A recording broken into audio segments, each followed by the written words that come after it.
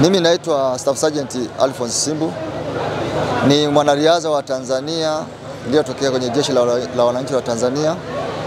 Kwa kweli natumia fursa hii kuwashukuru sana watu wa Arusha hapa ninakofanyia mazoezi wakati wote kwa ajili ya mapokezi makubwa.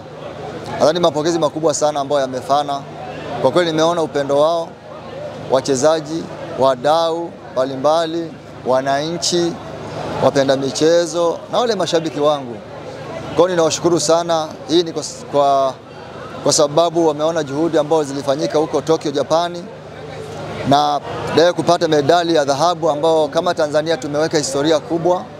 Medali hii hatujawahi kuipata, lakini mara ya kwanza kuipata. Kwa kweli ninatumia fursa hii sana kuwashukuru waandishi wa habari mbalimbali ambao wameendelea kuwa pamoja nami na hii timu ambayo tulikuwa nao Tokyo, kwa mapokezi makubwa na kwa habari ambazo wanawahabarisha wananchi na wote dunia nzima.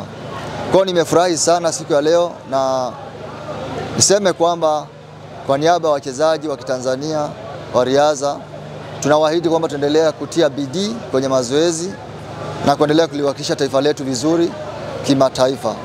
Kwa hiyo tuendelee kuwa pamoja, tushikamane, tushirikiane, tupendane na tuweze kusonga mbele. Ninashukuru sana. Kwa Watanzania tulienda wachezaji wawili, mimi pamoja na Joseph Kisemo, lakini kwa bahati mbaya sana Kisemo alipata shida ya msuli mkamata. Na unajua kwamba mwili huu ukipata shida kidogo unakuwa na mahusiano kote. Kwa mtu akipata shida kidogo asingeweza kuendelea, na alimaliza, lakini alijitahidi mpaka akaweza kumaliza, lakini kwa shida. Kwa kweli anastahili kupongezwa hata na yeye kwa sababu amejitahidi sana. Heshima niliyopewa ni kubwa sana watu wa Arusha na Tanzania nzima kwa jumla nilipofika Dar es Salaam. Hii inamaanisha kwamba watu wamefurahi sana na wameona jinsi kilichotendeka, na ndio maana wamejitokeza siku ya leo. Kwa kweli mimi nimefurahi sana kwa jumla, nimefurahi sana. Ni heshima kubwa sana, ninamshukuru sana mkuu wa majeshi afande CDF.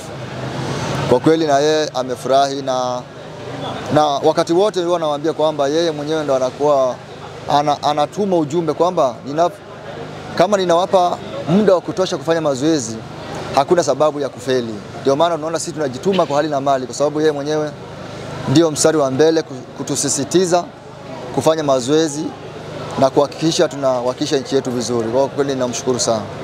Nimefurahi kwa kweli, nimefurahi kwa sababu unajua Mheshimiwa Rais akiona umefanya jambo na akaliunga mkono na kutoa zawadi, ametoa zawadi, na hiyo niseme ni kama deni kubwa. Kwa hiyo inanipasa na mimi niendelee kukazana na kuendelea kufanya vizuri na kuendelea kuiwakilisha nchi yangu vizuri.